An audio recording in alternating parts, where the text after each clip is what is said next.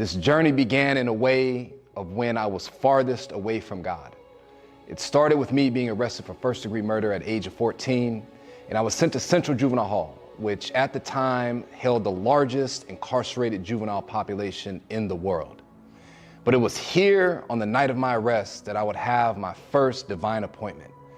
And I would see over time that God would arrange in my life for me to meet certain people at exactly the right time and exactly the right place. And on the very first night of my incarceration, the correctional officer who did my inventory and orientated me into the jail began to witness to me about God. She asked me, did I believe in God? What were my feelings about God? And at the time, I had no answers. What I did know is I was an evil sinner, and how is it possible that God could be in relationship with me? On that night, she shared a story with me about God's love. And though I did not embrace it, and though I did not accept it, it planted a seed that over the years would ultimately come to bear fruit. My time in juvenile hall started when I was 14 and would extend into the age of 17 as I went through trial and ultimately would be tried as an adult for first-degree murder.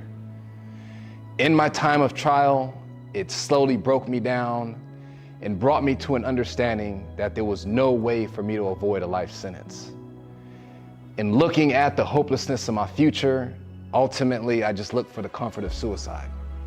What was the point of continuing to live if I was going to spend the rest of my natural life incarcerated? But it was in this time that God began to just break me away from my dependency of things on this earth and the beauty of the volunteers that would come. Each week, volunteers would come in throughout various churches and throughout various organizations, but there was one consistent thing of all the volunteers' message, which was the gospel of Jesus Christ. That even in hopelessness, there was yet hope. And no matter how dark, no matter how just difficult the road ahead was, God's hand of grace and mercy could yet reach into our lives and create a future in eternity that was beyond anything we could imagine.